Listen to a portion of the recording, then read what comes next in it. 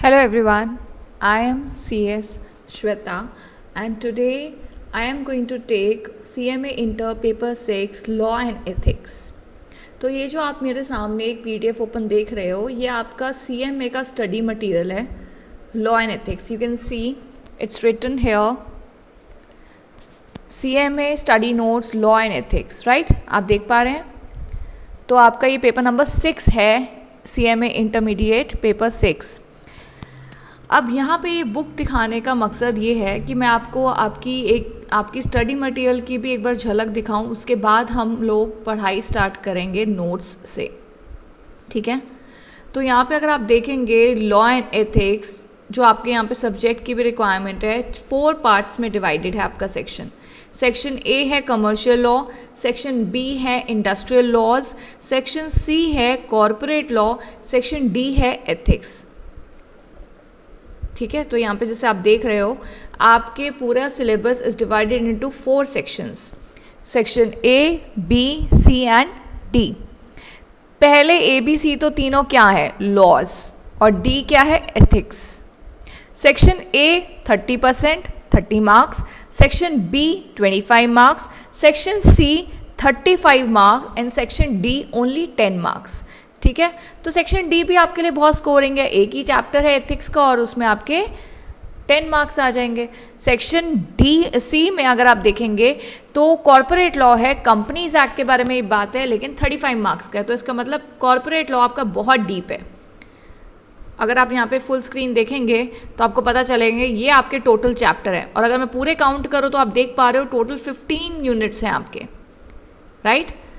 5 commercial law के, 8 आपके section B के और एक सेक्शन सी और डी का रिस्पेक्टिवली, राइट? तो कहीं ना कहीं आपके टोटल 15 यूनिट्स हैं, 100 मार्क का पूरा सब्जेक्ट है, थ्योरी है। तो आपको इसमें देखिए ऐसा बोलना कि थ्योरी है तो स्कोरिंग होगा, ज़रूरी नहीं है। थ्योरी में भी बहुत सारे हर्डल्स होते हैं, कंटेंट, एक आपका पैटर्न, हर चीज़ देखनी पड़ती है थ्योरी पेपर लिखने के लिए भी। तो आपको मेक श्योर करना है कि आपको कॉन्सेप्ट इतने अच्छे से क्लियर हो। क्लियर करने की जिम्मेदारी मेरी है, आपके 60% आपके कॉन्सेप्ट क्लियर करने की जिम्मेदारी मेरी है। अब आप कहोगे 40% किसकी है? तो 40% आपका इनपुट है। देखिए एग्ज़ाम में मैं आपको पढ़ाऊँगी और आप सीधा एग्ज़ाम में लिख देंगे तो आपका एग्ज़ाम अच्छा होगा, पर अगर आपको एकदम सक्सेसफुल होना है तो आपको अपना इनपुट भी तो देना पड़ेगा। तो यहाँ पे कॉन्सेप्ट क्लियर करने की जिम्मेदारी मेरी है, राइट? प्लस 40% में क्या आता है, 20% रिविजन, क्योंकि मैं बोलूँ आप रिवाइज ना करें तो ऐसा नहीं चलेगा। बाकी 20% होगा आपका राइटिंग स्किल्स। तो बाकी 20% क्या है आपका, राइटिंग स्किल्स, क्योंकि राइटिंग स्किल्स बहुत बार हमारा, अगर आपका ओरल टेस्ट लिया जाए तो आप तो यूँ बता देंगे सारे आंसर्स, लेकिन जहाँ पे बच्चे हमेशा रह जाते हैं एग्जाम्स में, that is because of writing skills. So you have to concentrate on your writing skills also, right? बाकी आपके कॉन्सेप्ट क्लियर करने की जिम्मेदारी मेरी। So this is your study material, ठीक है, जो आपको आपके इंस्टीट्यूट ने प्रोवाइड करा है, राइट? इसको आप डाउनलोड कर सकते हैं गूगल से। ये भी डाउनलोड करना बहुत ज़रूरी है। माई नोट्स और ऑब्वियसली आप करेंगे क्योंकि मैं आपको पढ़ा रही हूँ उनसे, लेकिन स्टडी मटेरियल भी डाउनलोड करना बहुत ज़रूरी है। हालांकि हर चैप्टर के अंत में जब भी चैप्टर ख़त्म होगा मैं आपको स्टडी मटेरियल ओपन करके दिखाऊंगी और आपको दिखाऊंगी कि देखिए हमने कोई भी टॉपिक नहीं छोड़ा, क्योंकि स्टडी मटेरियल के बाहर कुछ आएगा नहीं, बिल्कुल भी नहीं आ सकता, क्योंकि वो इंस्टीट्यूट ने आपको प्रोवाइड करा है और इंस्टीट्यूट आउट ऑफ बुक या आउट ऑफ सिलेबस नहीं देता, राइट? और स्टडी मटेरियल का एक एक टॉपिक कराने की जिम्मेदारी मेरी। तो मेरी जिम्मेदारी बनते हैं मैं आपको स्टडी मटेरियल भी दिखाऊंगी हर चैप्टर के बाद, जब हम लोग रिविजन करेंगे। हर चैप्टर के बाद मैं क्विक ग्लिम्स लूँगी पूरे चैप्टर का, तो इसमें आपको स्टडी मटेरियल दिखा दूँगी, राइट? तो अब पढ़ते हैं हम लोग अपने नोट्स की तरफ। तो these are your notes which are made by me for your convenience, ठीक है? तो यहाँ पे आप देखिए मैंने ये लिखा CMA inter paper number 6 law and ethics. Topics to be covered क्या क्या है मैंने आपको अभी भी दिखा दिया था। सेक्शन ए में 5 चैप्टर, कमर्शियल लॉ। अच्छा, commercial law is related to वो कानून जो कॉमर्स से जुड़ा हुआ है। तो जितने भी आप यहाँ पे एक्ट के नाम देखेंगे वो सारे ऐसे एक्ट है जो कहीं ना कहीं कमर्शियल एक्टिविटी से जुड़े हुए हैं।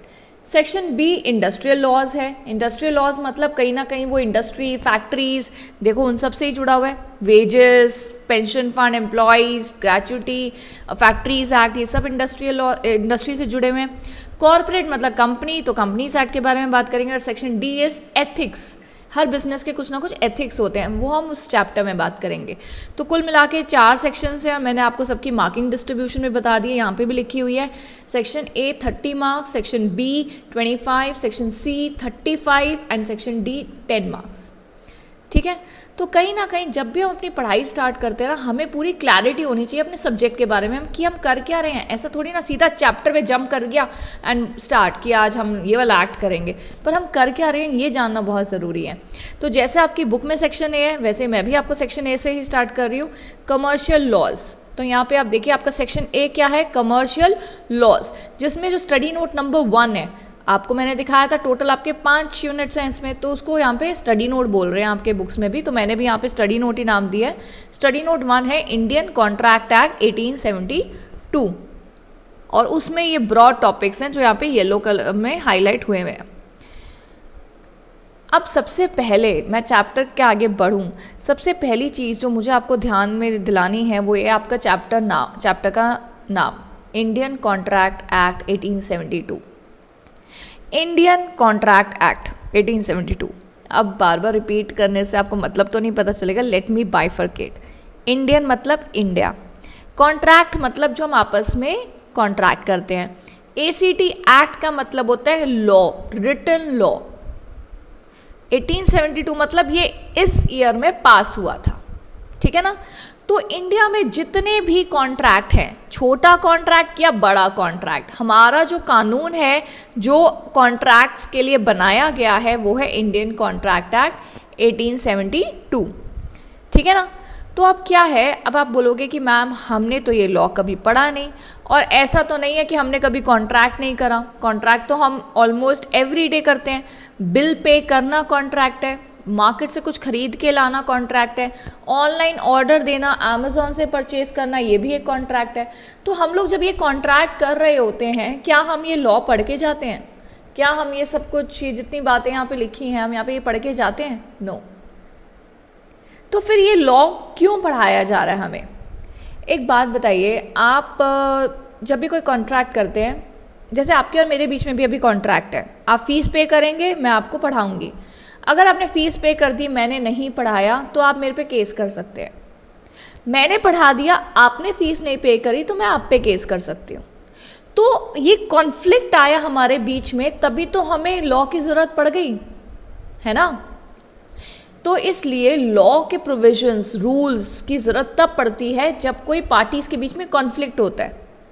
नहीं तो कॉन्ट्रैक्ट तो कितने ही लोग करते हैं, और कितने ही करते हैं नोइंगली अननोइंगली, वो कानून इस एक्ट के अंडर है, इस इंडियन कॉन्ट्रैक्ट एक्ट में। पर ये पढ़ के तो कोई नहीं जाता, अच्छा क्या क्या रूल्स है, अब मैं चिप्स खरीदने जा रहा हूँ तो मैं ज़रा कॉन्ट्रैक्ट एक्ट पढ़ के जाऊँ, ऐसा तो कोई नहीं करता, राइट। सो आप लोगों का एक जो सबसे इम्पॉर्टेंट चीज़ है वो ये है कि आपको ये लॉ तब लगता है जब पार्टीज़ में कॉन्फ्लिक्ट होता है। अब आप कहेंगे कि हमें क्यों पढ़ा रहे हो लॉ, हमें क्यों कमर्शियल लॉ है, हमारे सिलेबस से ये सब्जेक्ट क्यों बनाया गया है? बीइंग अ प्रोफेशनल, चाहे वो चार्टर्ड अकाउंटेंट हो, कंपनी सेक्रेटरी हो, कॉस्ट अकाउंटेंट हो, उनको कानून के बेसिक नॉलेज होना बहुत ज़रूरी है।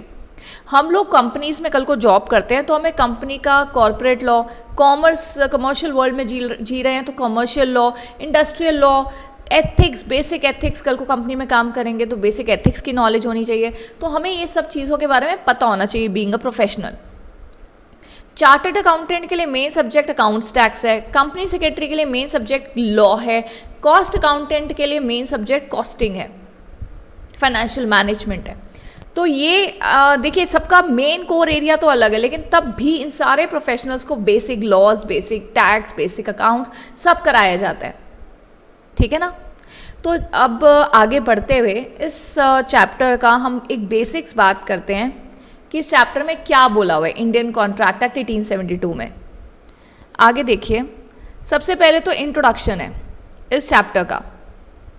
What is this chapter all about, Indian contract act 1872?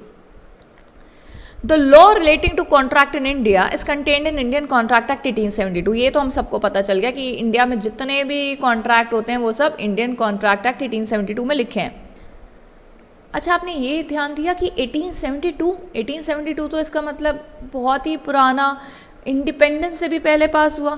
तो किसने किया? तब तो ब्रिटिशर्स थे हमारे कंट्री में, राइट। तो अगला पॉइंट देखिए, the act was passed by British India. India earlier used to be called as British India because we were under the rule of Britishers, British India, and is based on the principles of English common law. हमारी country में बहुत सारा ऐसा law है जो हमने English law से derive किया है। क्यों इंग्लिश लॉ? क्योंकि ब्रिटिशर्स हमारी कंट्री में थे, कहीं ना कहीं बहुत सारे ऐसे लॉ हैं, एक्ट है जो वो हमारी कंट्री में इस्टेब्लिश करके गए हैं। तो हमारी कंट्री का जो लॉ का सोर्स है वो ब्रिटिश या इंग्लिश कॉमन लॉ से लिया गया है, राइट। यहाँ देखिए, it extends to whole of India, पूरे इंडिया के कॉन्ट्रैक्ट्स पे लगता है। It determines the circumstances in which promises made by the parties to a contract shall be legally binding on them. तो यहाँ पे कह रहे हैं कि यहाँ पे देखिए, एक सेकेंड, इट डिटरमाइंस, ये एक्ट बताता है वो सर्कमस्टांसेस, वो सिचुएशन जिसमें प्रोमिसेस जो करे हैं पार्टीज ने एक दूसरे को, कॉन्ट्रैक्ट में प्रोमिसेस ही होते हैं ना। Do you agree? अगर मैं आपको प्रॉमिस कर रही हूँ मैं पढ़ाऊंगी, तो आप भी तो प्रॉमिस कर रहे हो कि आप मुझे फीस पे करोगे। So contract is all about promises. To a contract shall be legally binding on them. ये लाइन देखिए, ये लाइन बहुत ज़रूरी है लॉ के पॉइंट ऑफ व्यू से। लीगली बाइंडिंग ऑन देम, तो आपके और मेरे बीच में जो कॉन्ट्रैक्ट है हम एक दूसरे को लीगली बाइंड कर सकते हैं। बाइंड अगर मैं बोलूँ तो बाइंडिंग का मतलब होता है किसी को बांधे रखना। अगर मैं आपको अपनी बर्थडे पार्टी पे इनवाइट करूं और अगर आप नहीं आते हो, सिर्फ प्रॉमिस करते हो मैम हम आएंगे और नहीं आते हो, तो मैं कोई आप पे केस थोड़ी ना कर सकती हूँ, कोई आपको लीगली बाइंड थोड़ी ना कर सकती हूँ। हाँ, बाइंड ज़रूर कर सकती हूँ, वो तो इनफॉर्मली है ना कि देखो आप मेरे स्टूडेंट हो, आपको आना, मैं आपकी मैम हूँ, आपको आना पड़ेगा। You understand, that is another stuff. लेकिन मैं आपको लीगली आप पे तो कोई एक्शन नहीं ले सकती हूँ, तो उसको लीगली बाइंडिंग नहीं बोलेंगे। लेकिन कॉन्ट्रैक्ट वो एग्रीमेंट्स होते हैं, वो प्रॉमिसेस होते हैं जिसमें पार्टीज एक दूसरे को लीगली बाइंड कर सकती है। All of us enter into contract every day, knowingly unknowingly, understood. जाने या अनजाने में हम लोग हर रोज कॉन्ट्रैक्ट करते हैं। हर contract create some rights and duties on the contracting parties, right और रॉन्ग? हर कॉन्ट्रैक्ट पार्टीज के बीच में राइट्स और ड्यूटीज लाता है, राइट्स और ड्यूटीज क्रिएट करता है। कैसे? मेरी ड्यूटी है आपको पढ़ाना और मेरा राइट है फीस लेना। आपकी ड्यूटी है फीस पे करना और आपका राइट क्या है? क्लासेस लेना। समझ गए? तो हर कॉन्ट्रैक्ट में राइट्स एंड ड्यूटीज पार्टीज के होते हैं, कॉन्ट्रैक्टिंग पार्टीज के। कॉन्ट्रैक्टिंग पार्टीज मतलब जो कॉन्ट्रैक्ट कर रही हैं, ठीक है ना। हेंस दिस लेजिस्लेशन, लेजिस्लेशन का मतलब है written law. Indian contract act 1872 being a skeletal nature deals with the enforcement of these rights and duties on the parties in India. Enforcement मतलब कल को अगर मेरा कोई हक छीना जाता है या मेरे कॉन्ट्रैक्ट को तोड़ा जाता है या आप मुझे फीस नहीं पे करते हो, जैसे हमारे बीच में कॉन्ट्रैक्ट है, तो मैं कोर्ट में इस चीज़ को एनफोर्स कर सकती हूँ, राइट। तो ये सारी बातें आपको, सारे पॉइंट समझ में आए इंट्रोडक्शन के? 1 2 3 4 5 6 एंड 7 पॉइंट्स, ठीक है। All clear to everyone? These are the basic points about Indian contract act 1872। अगले पॉइंट पे आए, commencement of the act. Commencement का मतलब है कि ये एक्ट कब बना था, कब कमेंस हुआ था, कब से शुरू हुआ था। तो वो तो हमने नाम से ही बता दिया था, कॉन्ट्रैक्ट एक्ट 1872, तो उसका मतलब 1872 से कमेंस कर रहा है। But this act came in to effect from 1 September 1872।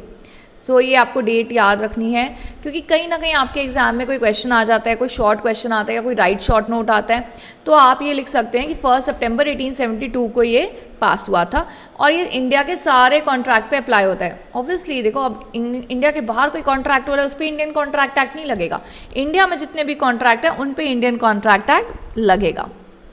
आगे देखिए अगली definition, proposal. Take a look at your book. Proposal. According to section 2 of the act, when one person, proposal क्या होता है?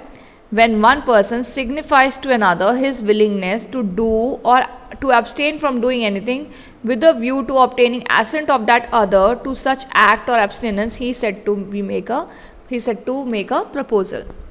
अब ये डेफिनेशन तो बहुत अच्छे से रीड कर ली, पर इसको समझना तो ज़रूरी है। आप कहोगे प्रपोज़ल की इतनी बड़ी डेफिनेशन हमने तो आज तक नहीं सुनी, हमें तो प्रपोज़ल का मतलब कुछ और ही पता थे, हमें तो प्रपोज़ल लगता था हाँ बस सामने वाला किसी को प्रपोज़ल दे रहा है, प्रपोज़ल, राइट। तो कहीं ना कहीं ऐसा नहीं है। लॉ में प्रपोज़ल की डेफिनेशन क्या है और बहुत ब्रॉड है। वो कहता है जब एक इंसान, व्हेन वन पर्सन सिग्निफाई, बताता है अपनी विलिंगनेस, ठीक है, अपनी चाह कुछ करने की या कुछ ना करने की, to do or abstain from doing anything, उसको प्रपोजल बोलते हैं। और क्यों ऐसा विलिंगनेस बताता है सामने वाले को? विद द व्यू टू मतलब देखने के लिए, लेने के लिए, क्या? सामने वाले की एसेंट। क्या लिखा है? With the view to obtaining assent of that other party. अगर मैं खाली आपको बोलूँ I want to sell my car to you, आप कहोगे ओके मैम हम बाय कर लेंगे। मैं कहूँगी नहीं, मुझे तुम्हें बेचनी है, मैं सिर्फ बता रही हूँ। ऑब्वियस बात है, अगर मैं किसी को कोई प्रपोजल दे रही हूँ तो उसकी हाँ लेने के लिए तो कर रही हूँ, ऐसे ही थोड़ी ना बोल रही हूँ। तो मैं अगर सामने वाले से उसकी एसेंट चाहती हूँ उस एक्ट को लेके या उस एब्सटिनेंस को लेके, इसका मतलब मैं क्या दे रही हूँ? प्रपोजल। अगेन यहाँ पे देखिए, जब एक इंसान, when one person signifies to another his willingness to do or abstain from doing anything with a view to obtain the assent of that other to such act or abstinence is said to make a proposal. जब भी आपको याद ना हो कोई definition, वैसे मैं आपको बता दूं एग्जाम में अलग से तो डेफिनेशन नहीं पूछी जाती है कि write down the definition of proposal, but somehow अगर आपको लिखनी पड़ जाए तो आपको एक समझनी चाहिए। पहले मैंने आपको समझा दिया प्रपोजल क्या होता है, मैंने आपको वर्ड टू वर्ड समझा दिया आपको यहाँ पे कि प्रपोजल क्या होता है, यहाँ पे मार्क भी कर आप देख सकते हैं। बट कहीं ना कहीं समझना तो आपको ही है, मैं तो समझा ही सकती हूँ। समझ के जब हम समझ लेते हैं तो हमें वो चीज़ याद हो जाती है स्टेप बाय स्टेप। प्रपोजल, जब एक इंसान सामने वाले को अपनी विलिंगनेस बताता है, अपनी चाह बताता है कुछ करने की या ना करने की। अच्छा, करने की चाह तो समझ गए, I want to sell my car to you, कुछ करने की चाह। कुछ ना करने की चाह क्या होती है? व्हाट इज कुछ ना करने की चाह? तो let me tell, give you an example. Suppose आपका भी बिजनेस है, मेरा भी बिजनेस है। आपका बिजनेस है ये टच पेन बनाने का, ये कोई मार्कर तो नहीं है जो बोर्ड पे लग जाता है, ये तो बड़ा रेयर पेन है टच पेन जो टच पैड पे लगता है, जैसे मैं लिख रही हूँ एक यहाँ पे आपके लिए। तो टच पेन बनाने की आपकी कंपनी है और मेरी भी कंपनी है दिल्ली में। पहले आप एक सोल लीडर थे दिल्ली में जो ये बनाते थे, उसके बाद मैंने भी ज्वाइन कर लिया, तो कहीं ना कहीं आपके बिजनेस को अफेक्ट होगा ना, फॉर श्योर। तो मैंने ये देखा मुझे सपोज अब्रॉड शिफ्ट होना है, तो मैंने आपके साथ एक मीटिंग करी और मैंने आपको एक प्रपोजल दिया कि देखिए मैं ये बिज़नेस बंद कर दूंगी, उससे आपको भी महीने के 30-40% का तो फ़ायदा होगा, क्योंकि आपके 40% दिल्ली के कस्टमर्स मेरे पास आते थे और 60% आपके पास, क्योंकि आप तो लीडर हैं। लेकिन 40% भी अब आपके पास आएगा अगर मैं ये बिज़नेस छोड़ दूँ तो मैं अब्रॉड शिफ्ट हो रही हूँ। तो अगर आपको एक प्रपोजल देना चाहती हूँ कि आप मेरे बिज़नेस को टेक ओवर कर लीजिए और मैं ये बिज़नेस बंद कर दूँगी। कुछ ना करने का प्रपोजल दे रही हूँ कि मैं ये नहीं करूँगी अगर आप मुझे महीने का या क्वार्टरली इतना पेमेंट कर देंगे। तो ये प्रपोजल तो कुछ भी हो सकता है, लेकिन कुछ ना करने का भी प्रपोजल होता है। अंडरस्टैंड? अब हम जब प्रपोजल देते हैं तो वो कॉन्ट्रैक्ट नहीं बनता, क्योंकि मैं तो सिर्फ प्रपोजल दे रही हूँ। अब सामने वाला हाँ बोलेगा तभी तो वो दोनों तरफ से प्रॉमिस होगा। You understand? So the next definition is, as you can see, acceptance. Acceptance is your next definition. As per section 2 clause B, when the person to whom, जिसको प्रपोजल दिया है, सिग्निफाइज हिज एसेंट, जब वो अपनी क्या करता है, signify क्या करता है, एसेंट। हम क्या कर रहे थे, उसको सिग्निफाई अपनी विलिंगनेस, उसने क्या सिग्निफाई करी, अपनी एसेंट। एसेंट मतलब yes, thereto the proposal is said to be accepted. A proposal when accepted becomes a promise. तो सेक्शन 2 क्लॉज सी कहता है, person making the proposal is called as the promisor and the person accepting the proposal is called as the promisee. So यहाँ कह रहे हैं आपको कि जब एक इंसान जिसको प्रपोजल देता है वो जब हाँ कर देता है तो प्रपोजल एक्सेप्टेड माना जाता है, और जब एक्सेप्टेड हो जाता है तब दोनों के प्रॉमिस होते हैं। अब देखो, मैं आपको पढ़ा रही हूँ, मैं अपनी क्लास प्रोवाइड कर रही हूँ, अपनी सर्विस दे रही हूँ। अगर कोई मेरी सर्विस लेगा तो हमारे बीच में प्रॉमिस होंगे, मतलब मैं उसको सर्विस दूंगी और वो मुझे फीस देगा। अगर ये उसके लिए तो नहीं है जो मेरी सर्विस अवेल नहीं कर रहा, मेरी सर्विस भी नहीं लेगा तो मैं उससे फीस भी नहीं लूँगी। तो कहने का मतलब है कि जब कोई आपके प्रपोजल को एक्सेप्टेंस देता है उसके बाद ही दोनों तरफ से प्रॉमिस बनता है।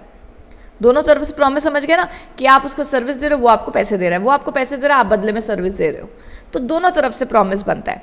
तो प्रपोजल जो देता है, प्रॉमिस जो करता है, वो प्रॉमिसर होता है, और जिसको प्रॉमिस करता है वो प्रॉमिसी होता है। क्लियर? Very easy definition. अगला एग्रीमेंट। अब देखो, एक था जो अपनी चाह बता रहा है, सामने वाला हाँ बोल रहा है, तभी तो दोनों में प्रॉमिस बना, और दोनों में प्रॉमिस बना, दैट इज एग्रीमेंट। लॉ की लैंग्वेज में एग्रीमेंट मतलब होता है दो पार्टी जब एक दूसरे को प्रॉमिस या सेट ऑफ प्रोमिस करती हैं। Every promise and set of promise forming the consideration for each other is an agreement. अब कहोगे फॉर्मिंग कंसिडरेशन क्या होता है? अब देखो, मैं आपको पढ़ा रही हूँ, पढ़ाने के बदले मुझे क्या मिल रही है? आपकी fees. You are paying me, that is fees what I am getting in return of teaching you. पैसे के बदले आपको क्या मिल रहा है? सर्विस। मैं आपको पढ़ा रही हूँ, क्लासेस दे रही हूँ। सो समहाउ जब मैं जो आपको प्रॉमिस कर रही हूँ, बदले में जो आप मुझे दे रहे हो, दैट इज कंसिडरेशन। कंसिडरेशन का मतलब ही होता है something in return, right? So if I am teaching you and you are paying me, that fees is consideration for me. आपको फीस के बदले क्या मिल रहा है? Teaching service. तो ये आपके लिए टीचिंग सर्विस आपके लिए क्या है? Consideration, right? तो जब कंसिडरेशन होते हैं तो ये रेसिप्रोकल प्रॉमिस इसलिए बोलते हैं। रेसिप्रोकल प्रॉमिस मतलब मैं आपको पढ़ा रही हूँ और आप बदले में मुझे फीस दे रहे हो, मैं पढ़ा रही हूँ, आप बदले में मुझे पढ़ा रहे हो, ये तो रेसिप्रोकल प्रॉमिस नहीं हुआ ना। आप तो सेम प्रॉमिस कर रहे हो, मैं भी तुझे पढ़ाऊंगा, तू भी मुझे पढ़ाएगी, मैं तुझे अकाउंट्स पढ़ाऊंगा, तू मुझे टैक्स पढ़ाएगी। ये रेसिप्रोकल प्रॉमिस नहीं है। रेसिप्रोकल मतलब उल्टा, मैं आपको पढ़ा रही हूँ तो आप मुझे फीस दे रहे हो, आप मुझे फीस दे रहे हो तो बदले में मैं आपको पढ़ा रही हूँ, ठीक है? तो रेसिप्रोकल प्रॉमिस होना ज़रूरी है। वॉइड एग्रीमेंट होते हैं जो कानून में इन्फोर्स नहीं कर सकते। अच्छा, पहले मैं आपको एक चीज़ बताना चाह रही हूँ। एग्रीमेंट तो होता है प्रॉमिस करना, ठीक है ना? एग्रीमेंट होता है प्रॉमिसेस करना एक दूसरे को। अब यही प्रॉमिस कोर्ट में एनफोर्स हो सकता है या नहीं? ये देखो, यही प्रॉमिस कोर्ट में एनफोर्सेबल है या नहीं? एग्रीमेंट की तो डेफिनेशन बता दी कि एग्रीमेंट क्या है। Agreement is nothing but a promise. But क्या ये कोर्ट में एनफोर्सेबल है या नहीं? अब कहोगे मैम बोले जा रहे हो, एनफोर्सेबल का मतलब क्या है?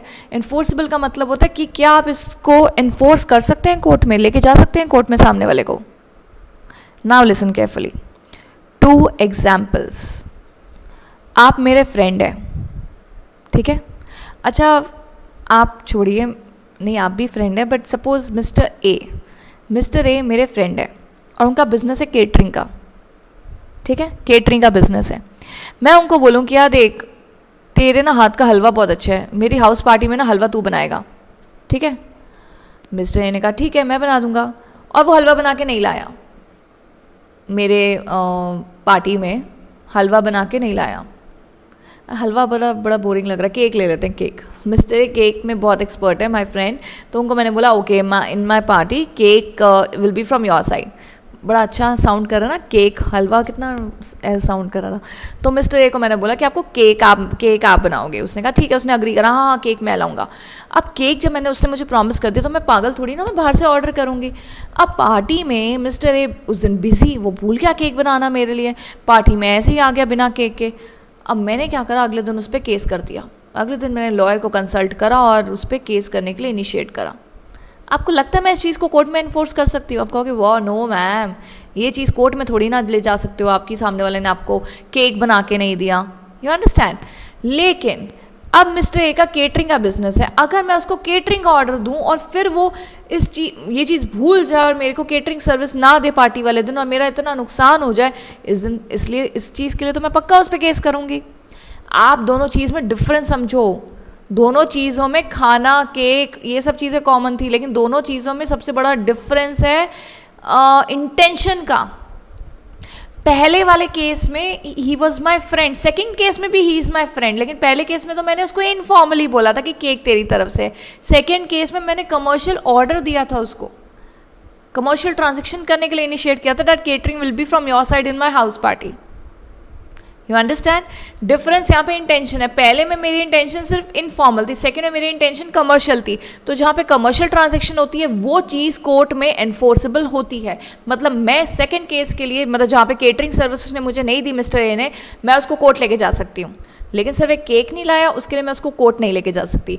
तो जिस चीज़ के लिए आप कोर्ट लेके जा सकते हो उसको एनफोर्सेबल बोलते हैं, और जिस की चीज़ के लिए आप कोर्ट नहीं लेके जा सकते उसको नॉन एनफोर्सेबल बोलते हैं या नॉट एनफोर्सेबल। तो जो एग्रीमेंट कोर्ट में एनफोर्सेबल नहीं है उसको वॉइड बोलते हैं। क्या बोलते हैं? Void. Void means invalid, right? अब आ जाइए कॉन्ट्रैक्ट की डेफिनेशन पे। Section 2 clause H defines the contract as, contract की डेफिनेशन देखिए कितनी अच्छी है। कॉन्ट्रैक्ट एक ऐसा एग्रीमेंट होता है जो कोर्ट में एनफोर्सेबल होता है, कानून द्वारा एनफोर्सेबल होता है। और in other words I can say, मैंने अभी जो आपको डेफिनेशन मतलब एग्जांपल दिया था केक वाला, आपने मिस्टर ए जो मेरे फ्रेंड है, उसमें दो चीज सिचुएशन थी। मिस्टर ए केक ला रहे हैं, मिस्टर ए केटरिंग कर रहे हैं, नहीं तो केक और केटरिंग है ना, यही चीज़ थी ना। ओ ये पेपर से बाहर चला गया, यहाँ देख लो, केटरिंग। समझ गए ना आप सब? तो है ना, आप सब तो इंटेलिजेंट है, समझ गए। तो mister A cake, mister A catering, ये वाली चीज़ सिर्फ सोशल एग्रीमेंट था, out of friendship. This was a commercial agreement, तो दिस वाज एनफोर्सेबल। आप समझ रहे हैं ना मेरी बात? This was enforceable by law. और जो चीज़ कोर्ट में एनफोर्सेबल होती है, लेट्स यूज अनदर कलर क्योंकि अब हमें बहुत अच्छे से समझ में आ रहा है। ये एनफोर्सेबल जो चीज़ होती है उसको क्या बोलते हैं? कॉन्ट्रैक्ट। यही तो कॉन्ट्रैक्ट की डेफिनेशन है। ये कॉन्ट्रैक्ट नहीं है। एग्रीमेंट विच आर, ये देखो बीच में प्लस लगा देती हूँ मैं, agreement plus enforceability is equal to contract. इतना समझ लीजिए आप। वो एग्रीमेंट जिनके साथ एनफोर्सेबिलिटी जुड़ी हुई है लॉ में, वो कॉन्ट्रैक्ट कहलाए जाते हैं। अग्री? अंडरस्टूड? और वो कॉन्ट्रैक्ट जो एनफोर्सेबल नहीं होते वो क्या बन जाते हैं? वॉइड। वॉइड मैंने अभी आपको ऊपर बताया था ना, क्या होता है? इनवैलिड। ठीक है ना। अगला देखिए, एक और कॉन्ट्रैक्ट का टाइप लिखा हुआ है यहाँ पे, वो है वॉइडेबल। क्या है? वॉइडेबल। सबसे पहले तो देखिए, आपको कंफ्यूज नहीं होना है। आपने अभी तक वॉइड के बारे में बात करी है, वॉइड मतलब इनवैलिड, लेकिन वॉइडेबल क्या है? वो इनवैलिड नहीं है, वो भी उसी का एक टाइप है। लेकिन क्या होता है, ज़रा यहाँ ध्यान से देखिए। मिस्टर एक्स, अच्छा न्यू एग्जाम्पल है ये, इसको आप बीच में, चलो हम डिफरेंट पेन यूज़ कर लेते हैं, नहीं तो आप कंफ्यूज हो जाएंगे। आप बेचारे बच्चे कंफ्यूज हो गए तो समझ में नहीं आएगा ना। मिस्टर एक्स और Mr Y, Mr X Mr Y, दो पार्टीज़ हैं। मिस्टर एक्स ने मिस्टर वाई को थ्रेटन किया, मैं यहाँ लिख नहीं रही, सपोज थ्रेटन करा उसको, बंदूक, ये देखो ऐसे करके, समझ गए ना, बंदूक बना दी ना मैंने, ये तो अच्छी बना ली मैंने, अच्छी गन है ना ये, नाइस। तो मिस्टर एक्स के पास एक गन है और उसने वाई को मारा नहीं है, सिर्फ थ्रेटन करा गन दिखाकर कि ऐसा है, अपनी गाड़ी मेरे नाम पे कर अभी के अभी। वाई कहेगा मैं क्यों करूँ गाड़ी मेरे, अब तुम्हारे नाम पे, मुझे गाड़ी चाहिए, मैंने गाड़ी इसलिए थोड़ी ना खरीदी थी कि मुझे किसी और को बेचनी है, मैं तो नहीं बेचूंगा। एक्स ने कहा देख ले, अब गन मेरे हाथ में, अब तुझे गाड़ी प्यारी है या जान प्यारी है? तो वाई ने बोला ऑब्वियस बात है यार, जान ही प्यारी है, जान बचेगी तो गाड़ी चलाऊंगा, नहीं तो ऊपर जाके थोड़ी ना गाड़ी चलाऊंगा मैं। तो वाई ने पेपर साइन कर दिए, आरसी एनओसी सब एक्स के फेवर में हो गए, गाड़ी का पेपर एक्स के फेवर में हो गया, ऑल सॉर्ट आउट। और एक्स ने दिखाने के लिए कुछ इसको पैसे भी दे दिए, मतलब गाड़ी की मार्केट वैल्यू अगर बिके सेकेंड हैंड तो वो 5 लाख की बिकेगी, लेकिन इसने इसके नाम पे 2.5 लाख रुपए कर दिए। अब मिस्टर वाई बड़ा दुखी, उसने 2-3 लोगों से भी बात करी, क्या मेरे साथ ऐसा ऐसा हो गया, लोगों ने भी बड़ा बोला कि ये तो गलत हुआ, बड़ा पिटी शो करा। एक फ्रेंड ने, मिस्टर वाई के एक फ्रेंड ने उसको बोला कि देख मिस एक्स ने तेरे को आज तो गन दिखा दी, तू अगर आवाज़ नहीं उठाएगा कल को फिर गन लेके आ जाएगा, तेरा घर नाम करा लेगा अपने नाम पे, ठीक है ना, तो तू कोर्ट जा। मिस्टर वाई गया पुलिस पे। अब सीधा तो कोर्ट नहीं जाते ना, ऑब्वियस ये तो बोलने की बात है, पहले हम किसके पास जाते हैं? पुलिस के पास जाते हैं, एफआईआर करते हैं, प्रोसेस होता है, उसके बाद हम लोग कोर्ट में हमारी हियरिंग होती है। तो जब कोर्ट में केस गया तो एक्स ने बोला कि मैंने तो ऐसा कुछ नहीं करा था, इसने अपनी मर्जी से मेरे नाम पे गाड़ी करी, इसको पैसों की ज़रूरत थी, इसने कहा मैं अपनी गाड़ी बेचना था तो मैंने इससे गाड़ी खरीद ली, गाड़ी के पेपर देखो मेरे नाम पे, इसके साइन भी हुए हुए हैं। अब पेपर देख के कोई बता सकता है कि ये साइन डर डर के करे थे या सर पे बंदूक थी या बिल्कुल खुशी खुशी करे थे? ये तो कोई नहीं बता सकता। तो इन दैट केस ऐसा कॉन्ट्रैक्ट जो कोर्ट में चल रहा होता है और ऐसा कॉन्ट्रैक्ट जो एक पार्टी या और पार्टीज, मतलब एक पार्टी जो है उसके लिए वैलिड है लेकिन दूसरे के लिए इनवैलिड है, तो ऐसे कॉन्ट्रैक्ट को हम लोग वॉइडेबल बोलते हैं। जैसे सपोज मैं आपको एक और एग्जांपल देती हूँ, A and be husband wife, इन्होंने किसी को थ्रेटन करा, इन्होंने थ्रेटन करा मिस्टर एक्स और मिसेस एक्स को, मतलब उसका नाम वाई ले लेते हैं, एक्स की वाइफ का नाम वाई ले लेते हैं। एक्स और वाई के नाम पे प्रॉपर्टी थी, वो ए और बी ने अपने नाम करा ली धोखे से मतलब थ्रेटन करके कि हम तुम्हारे बच्चों को किडनैप कर देंगे, अपनी ज़मीन मेरे नाम पे करो, ठीक है ना। In this case in parties के हिसाब से, ए और बी के हिसाब से ये कॉन्ट्रैक्ट वैलिड है और इनके हिसाब से ये इनवैलिड है, क्योंकि इनके साथ तो ज़बरदस्ती हुई थी ना। अब हमने इतनी सारी ड्राइंग कर ली, आपको मतलब समझिए और आप जरा डेफिनेशन पे ध्यान दीजिए। Voidable contract is a agreement which is enforceable by law at the option of one और मोर पार्टीज, मतलब एक के लिए तो एनफोर्सेबल है but not at the option of the other, मतलब दूसरी पार्टी कह रही नहीं नहीं ये एनफोर्सेबल नहीं है, हमारे साथ गलत हुआ था, और एक पार्टी कह रही नहीं नहीं गलत नहीं हुआ था, बिल्कुल वैलिड है ये कॉन्ट्रैक्ट। तो जब ये ऐसा कोर्ट में केस चल रहा होता है तो ऐसे कॉन्ट्रैक्ट को क्या बोलते हैं? वॉइडेबल कॉन्ट्रैक्ट, ठीक है ना। इतनी ड्राइंग और इतने example blue red green colour use करके आपको समझ में आया what I am trying to say? See these are the basic things, आपको ये सब चीज़ें बहुत बेसिक क्लियर होनी चाहिए, तभी आपको आगे बातें समझ में आएंगी। अच्छा अगला टॉपिक देखिए, इट्स कलरफुल ड्राइंग के बीच में कहीं छुप गया है, वो है essentials of a valid contract. ध्यान से देखिए अगला टॉपिक क्या है? Essentials of a valid contract. तो ऊपर आपको बताया गया कॉन्ट्रैक्ट के बारे में, वॉइड कॉन्ट्रैक्ट के बारे में। ये टॉपिक है आपको बताने के लिए कि वैलिड कॉन्ट्रैक्ट में क्या क्या चीज़ें चाहिए होती हैं। तो जब भी वैलिड कॉन्ट्रैक्ट की बात हो आपको सेक्शन 10 ध्यान में आना चाहिए। सेक्शन 10 मतलब सेक्शन 10 बात करता है कि एक कॉन्ट्रैक्ट को वैलिड होने के लिए किन किन बातों की ज़रूरत है। तो सेक्शन 10 की जो डेफिनेशन है वो कहती है ऑल एग्रीमेंट्स आर कॉन्ट्रैक्ट, हर वो एग्रीमेंट कॉन्ट्रैक्ट है इफ़, ये इफ़ बड़ा छोटा सा वर्ड है लेकिन ये इफ़ में बहुत बड़ी बात छुपी हुई है।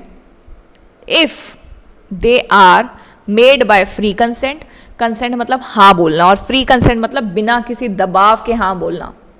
जैसे हमने पीछे एग्जाम्पल में बात करी थी ए और बी के बारे में, ए बी और एक्स वाई के बीच में, कि उसमें उसने गन दिखा के बी को उसकी गाड़ी अपने नाम कराई थी, तो ये तो फ्री कंसेंट नहीं थी ना, बी की कंसेंट तो प्रेशर में थी, उसको अपनी जान प्यारी थी। तो ऐसी कंसेंट जिसमें कोई दबाव नहीं होता उसको फ्री कंसेंट बोलते हैं।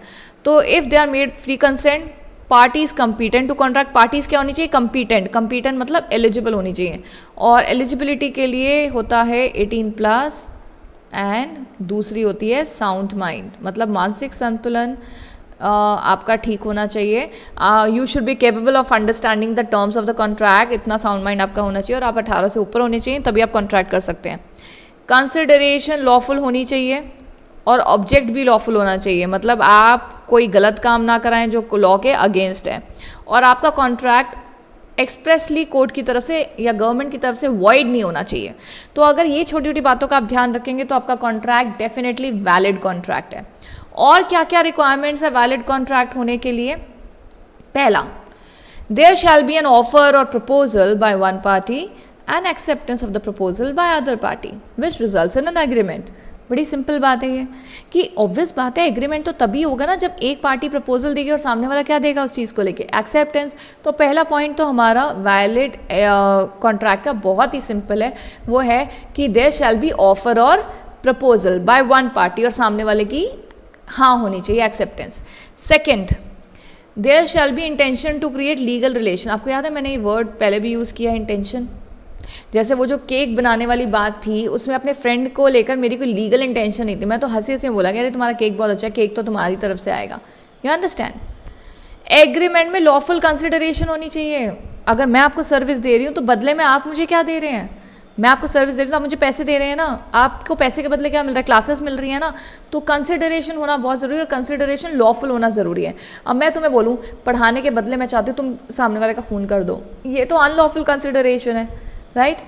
पार्टीज कंपीटेंट होनी चाहिए कॉन्ट्रैक्ट को, मैंने आपको कंपीटेंट की बताई हुई है क्या क्या एलिजिबिलिटी होती है, 18+ and sound mind. There shall be free consent between parties, parties के बीच में क्या होनी चाहिए, फ्री कंसेंट। बिल्कुल भी अगर फ्री कंसेंट नहीं है तो वो कॉन्ट्रैक्ट वैलिड कॉन्ट्रैक्ट नहीं होता। फ्री कंसेंट मतलब कंसेंट तो होनी चाहिए पर बिना किसी दबाव के। ऑब्जेक्ट और कंसिडरेशन जो है कॉन्ट्रैक्ट का वो बिल्कुल लीगल होना चाहिए और वो बिल्कुल भी पब्लिक पॉलिसी के अगेंस्ट नहीं होना चाहिए। आप कुछ ऐसा बिल्कुल भी कॉन्ट्रैक्ट ना करिए जो पब्लिक पॉलिसी के अगेंस्ट है। कॉन्ट्रैक्ट के the terms of consent shall be certain, मतलब अगर आप किसी से कंसेंट ले रहे हो कॉन्ट्रैक्ट करने के लिए तो सर्टेन, ऐसा नहीं है झूठ बोल के आज हाँ तो ले ली सामने वाले की और कल वो प्रॉमिस भी पूरा नहीं करा तो सामने वाला कोर्ट चला जाएगा लेकर तुम्हें और वो वैलिड कॉन्ट्रैक्ट नहीं होगा। The agreement is capable of being perform, impossible चीज़ को लेकर कोई कॉन्ट्रैक्ट नहीं होता इंडिया में। तो कहने का मतलब है अगर कोई आप ऐसा कॉन्ट्रैक्ट कर रहे हो जो इम्पॉसिबल है, लाइक आप मुझसे पैसे ले लो और मेरा ना मून पे ना एक छोटा सा प्लॉट बुक कर दो, आप ऑथोराइज्ड ही नहीं हो। आप कहोगे, अगर आप सोचो एक छोटा सा ब्रोकर है आपके पास आए और बोले कि देखो मैं आजकल बुकिंग कर रहा हूँ मून पे, आप मुझे 1 लाख रुपए दो बुकिंग अमाउंट और मैं आपका एक प्लॉट बुक कर देता हूँ।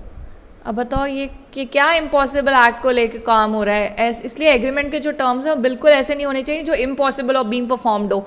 This is impossible of being perform, क्या ना normal broker book a plot on moon, never, right. तो इसलिए कह रहे हैं कि वैलिड कॉन्ट्रैक्ट होने के लिए ये सारी बातों का ध्यान देना बहुत ज़रूरी है। तो एग्जाम में क्वेश्चन कैसे आ सकता है कि वैलिड कॉन्ट्रैक्ट होने के लिए क्या क्या चीज़ों की ज़रूरत है, अपने माइंड में छोटी छोटी बातें रखिए। हाँ, लीगल रिलेशन होना चाहिए, कंसिडरेशन लॉफुल होनी चाहिए, केपेबल ऑफ बीइंग परफॉर्म्ड होना चाहिए, वॉइड नहीं होना चाहिए, पार्टीज कंपीटेंट होनी चाहिए, 18+ साउंड माइंड, साथ ही ऑफर एक्सेप्टेंस होनी चाहिए। ये छोटी छोटी बात अपने आप को पॉइंट्स गिनवाओगे तो लिख आराम से पाओगे। मैंने बोला ना समझ सब कुछ आ रहा है, ये 60% है, 20% तब अच्छा होगा जब तुम रिवाइज कर लोगे और बाकी 20% तब सही हो पाएगा जब आप लिख के कर लोगे। हम सिर्फ अपने आप को एक्सक्यूजेस देते हैं, ये लिखने विखने का टाइम हमारे पास नहीं है, हम बहुत बिजी हैं, ऐसा बोलते नहीं हम। अरे यार पढ़ तो लिया, अब लिखेगा कौन, लिखने का टाइम कहाँ है, इतने सारे सब्जेक्ट है, इतने सारे चैप्टर्स हैं, लिखने का किसके पास टाइम है। ऐसा नहीं होता, हम सिर्फ अपने आप को एक्सक्यूजेस देते हैं, हमारे पास बहुत टाइम है बहुत कुछ करने को। वी जस्ट गिव एक्सक्यूजेस, हमारे पास तो टाइम ही नहीं है। आप किसी कंपनी के एमडी थोड़ी ना है, क्यों नहीं है आपके पास टाइम। आप टीवी देखते हुए लिख लीजिए, लेकिन लिखिए ज़रूर। आप कोई और एक्टिविटी कर रहे हैं, आप लिखने की प्रैक्टिस ज़रूर करिए। लर्न शांति में हो सकता है, लिखने का काम आप फिर भी किसी और काम के साथ कर सकते हैं। वो इसलिए क्योंकि लिखने से आपका हाथ पड़ेगा। लिखने का क्या होता है ना, बच्चे क्या पूरा साल पढ़ते रहते हैं और एग्जाम वाले दिन सीधा लिखने लगते हैं, अरे यार हाथ कांप रहे थे, लिखा नहीं जा रहा था, याद नहीं हो रहा था। तो इसलिए writing practice is very very important, right. अब आगे जो है वो है ऑफर एंड एक्सेप्टेंस, और ऑफर एक्सेप्टेंस बहुत ज़रूरी है because without offer and acceptance agreement हो ही नहीं सकता, right. But offer acceptance we will do in the next session. वो कुछ ज़्यादा ही ड्राइंग हो गई, right. So please ignore this drawing, concept clear होना चाहिए which is our main motto. मैं फिर से आपको याद दिला दूँ, हम कमर्शियल लॉ कर रहे हैं, कमर्शियल लॉ का स्टडी नोट 1 कर रहे हैं, इंडियन कॉन्ट्रैक्ट एक्ट। और इस कमर्शियल लॉ में टोटल कितने स्टडी नोट्स हैं, have a look, 5। So we are on the first study note, that is law of contract. उसके बाद सेल ऑफ गुड्स एक्ट करेंगे, negotiable, Indian partnership and LLP, and then we'll move to industrial law. अच्छा, ऐसा भी हो सकता है कि कमर्शियल लॉज के बाद मैं आपको कॉर्पोरेट लॉ करा दूँ, all depends on my mood.